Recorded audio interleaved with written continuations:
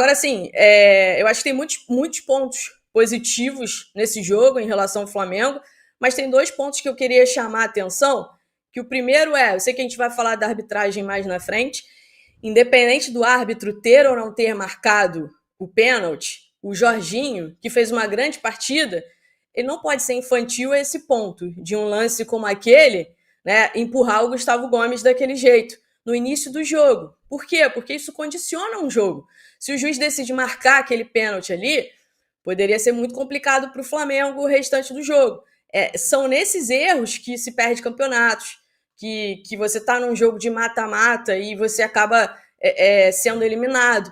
E no final, o Flamengo toma um gol também que não podia ter tomado, aquele segundo gol do Palmeiras. O Flamengo com o controle do jogo, reta final do jogo, o Flamengo com a bola no ataque, né? E o Bruno Henrique se joga pedindo uma falta, sabendo que o juiz não estava marcando as faltas, algumas faltas ali o juiz não estava marcando, e aí pega o time todo do Flamengo saindo naquele momento do jogo, reta final do jogo, e o Palmeiras consegue fazer o 3-2 ali. Foram só 4 minutinhos de acréscimo. Se fossem 8, como foi no primeiro tempo, aquele Maracanã ali ia virar um Deus nos acuda. Então, acho que são esses 2 momentos aí do jogo que eu tenho para destacar, que eu acho que o Flamengo precisa tirar a lição para os próximos jogos. Fala, Papa. Não, então, queria pegar cada jogada dessa que a Raíza falou e ainda falar o seguinte: o Pedro quase faz um gol antológico no segundo tempo, com uma dobradinha ali com o Plata, eu acho que foi, e, cara, foi o Royal, não lembro agora. Eu sei que, o Pedro ia fazendo um gol antológico e no último lance ali tiraram a bola dele. Ou seja, o Pedro estava muito bem, cara. O Pedro tá jogando demais. Não tem como a gente imaginar o Pedro fora da seleção brasileira e o Pedro fora do time titular do Flamengo. É inadmissível, né? Não há GPS que justifique a situação do Pedro no banco. O Pedro tem que ser titular, né? Isso ficou provado. São jogadores assim que ele não pode abrir mão. Arrascaeta, Pedro, Luiz Araújo. Agora, é importante a gente falar o que a Raíza pontuou com relação ao Samuel Lino. Eu acredito muito na recuperação do Samuel Lino.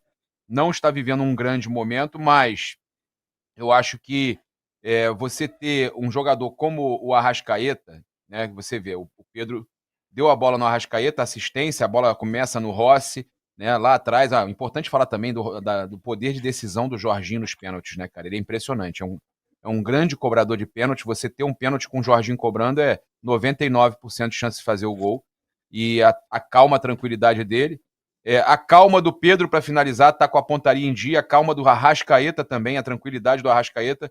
O que não acontece com o Lino. A Raíza falou, eu vou pontuar aquele lance do Samuel Lino, acho que foi contra o Bahia, que eu acho que estava mais fácil de fazer do que esses 2 gols aí do Pedro e do Arrascaeta. Estava mais fácil do Samuel Lino fazer do que esses 2. E ele já estava ali com o goleiro no que eu chamo de mata-burro, no meio do caminho, e ele conseguiu perder. Tá? Então, concordo com a Raíza que o Flamengo não precisava ter tomado o segundo gol. O Bruno Henrique ficou pedindo uma falta ali. Eu não consegui rever o lance para ver se foi ou não, mas o Bruno Henrique ficou pedindo uma falta e o juiz manteve o critério de não dar empurrão. Inclusive, a jogada do gol o primeiro gol do Palmeiras, se não me engano, lá no começo da jogada tem uma falta no Arrascaeta, um empurrão, que ele também não deu. Não foi o mesmo Papa, lance. não é nessa jogada, não. Não é outro lance, não. É um outro lance. É um empurrão que o Arrascaeta de fato sofre. Okay. A meu ver, houve a falta ali, mas não é a origem mas ele também de gol, não dá.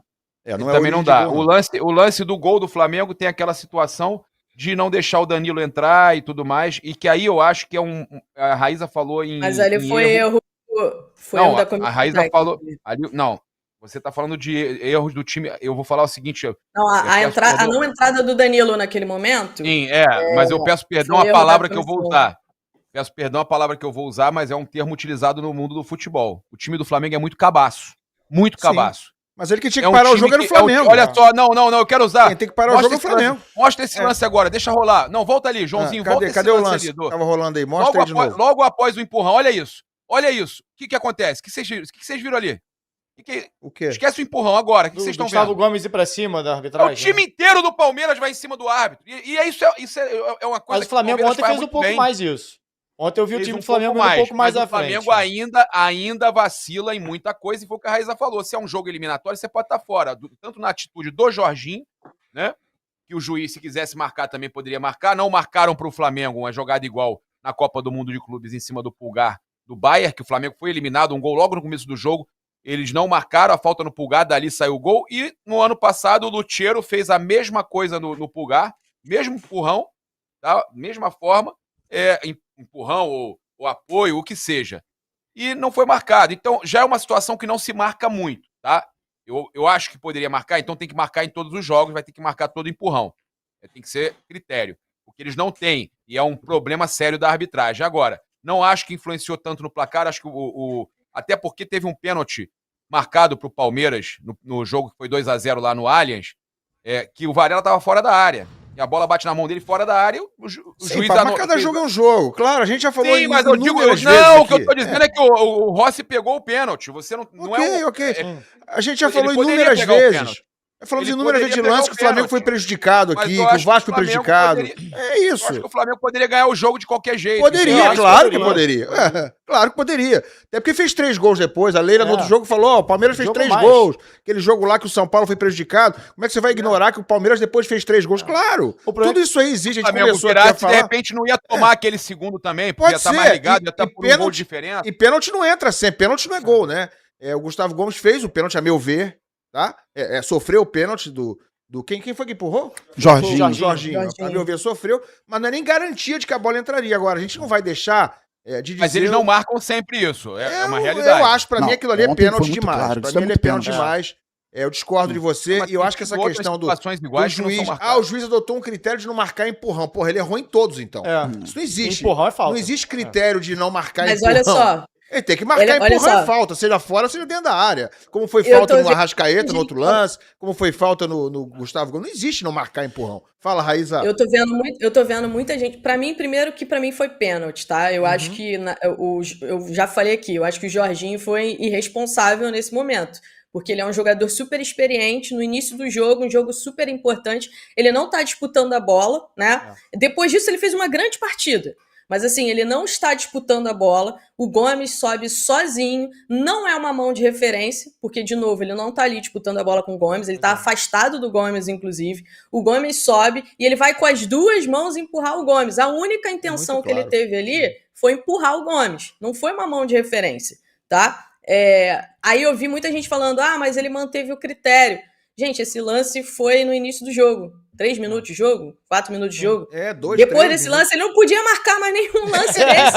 A gente falou, ele agora vai ficar todo enrolado. Ele vai ficar condicionou o jogo. O cara começa a querer compensar de tudo que ele se condicionou, né? Ele se condicionou. E sobre essa postura do início do jogo, eu achei patética de ambos os times.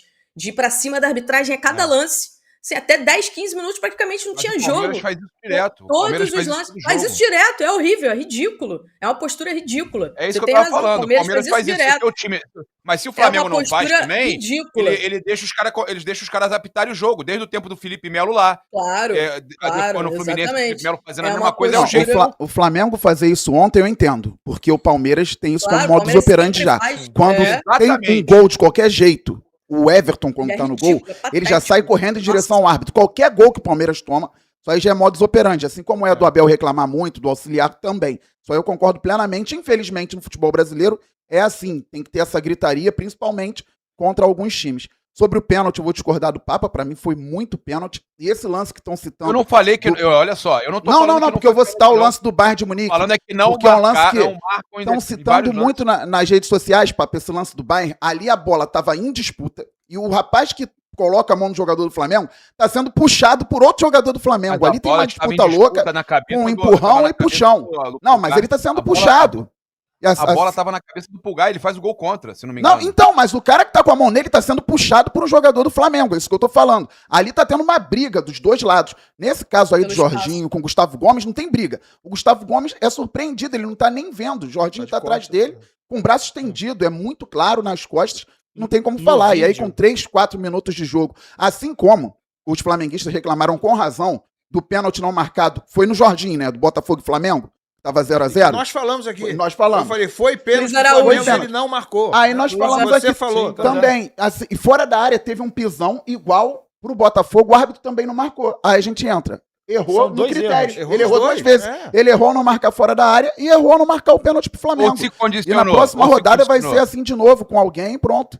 Horrível, arbitragem patética. E no vídeo, assim, a gente vê, porque os dois estão meio que disputando posição ali, o Gustavo Gomes e o Jorginho, e o Jorginho meio que perde a referência do Gustavo Gomes, que o Gustavo Gomes ganha a frente, o Jorginho volta desesperado. Ele não sabe mais o que fazer ali naquele momento. A gente precisa lembrar que o Gustavo Gomes, que a Raíza tá pegando ali um pedacinho, mas o Gustavo Gomes ele já saiu do chão. Esse deslocamento no ar, ele tem um impacto muito maior do que quando o cara tá em pé com os pés no chão, porque você consegue apoiar aqui, apoiar ali, e você consegue se reorganizar, mas isso muda completamente o teu centro de massa ali, teu centro de equilíbrio. Então, se isso tem um impacto muito grande, você deslocar alguém no ar, tanto que a gente vê, por exemplo, numa cama de gato, um leve toque no cara, o cara perde o centro dele, o cara gira e cai de cabeça. Não que fosse acontecer isso com o Gustavo Gomes, mas é um lance de finalização, não é um lance do meio de campo, que o cara dá uma chegadinha com o braço aqui e desequilibra, e o cara meio que dá um passe torto. É diferente de uma jogada dentro da área, sem disputa de bola por trás. E assim, por mais que tenha o erro do campo, cara, o VAR tá lá exatamente pra chamar, porque assim, o árbitro no campo não viu, porque ele tá mal posicionado. Se a gente for ver a imagem depois do lance, o Wilton tá lá do outro lado da jogada e tava de olho no centro ali da área, essa jogada é no segundo pau. Então, assim, o VAR tava ali exatamente para ter esse tipo de interferência, ainda que ele pudesse olhar e falar, não, para mim isso aqui não foi nada. Mas agora, dizer que é uma mão de referência para procurar espaço, não é. Então, assim, ele ainda fala assim no VAR, né? Ah, não teve flexão do braço. Eu ainda cheguei aqui brincando. Falei, pô, já empurrou o carro flexionando o braço? Não. Você empurra o carro, você trava o teu braço e usa a perna. É o que o Jorginho tá fazendo. Ele vai correndo e tá com a perna, o braço já tá ali esticado, sabe? Pô, são umas paradas assim que às vezes vejo como a desculpa do Briga VAR. Com a imagem, né? O cara tá brigando com uma... Cara, que ideia é essa que não flexionou o braço? Tem algo importante aí. Tem 15 pontos que o Palmeiras tem que devolver ainda, hein? Tem algo importante. Aí é outro assunto que a gente pode concordar. Com razão, o Palmeiras foi beneficiado várias vezes.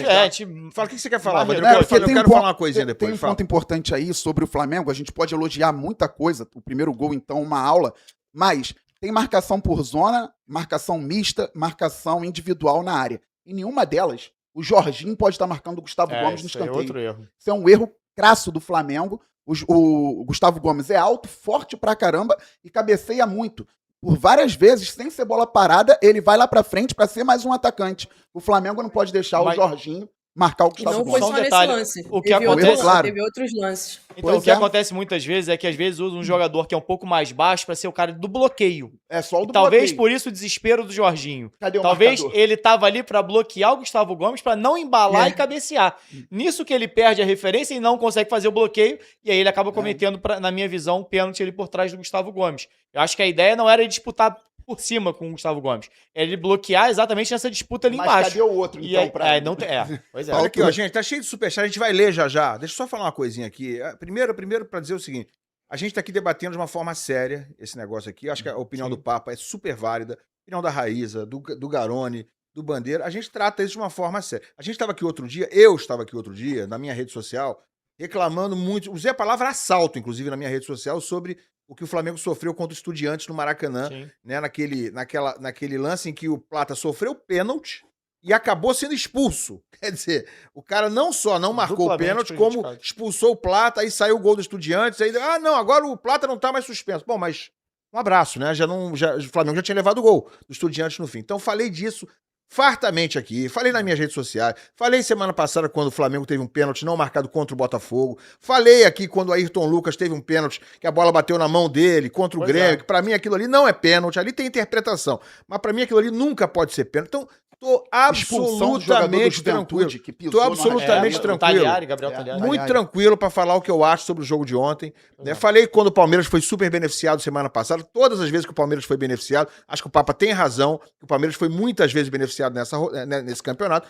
Porém, ontem, né? Ontem é um outro jogo. Acho que o Flamengo foi beneficiado na não marcação do pênalti sobre o Gustavo Gomes, sim. E acho que o gol do Pedro, o gol do pênalti sofrido pelo Pedro, pra mim, aquilo ali teve irregularidade antes, né? O Pedro empurra o jogador do Palmeiras, que é o mesmo que faz o pênalti nele, né?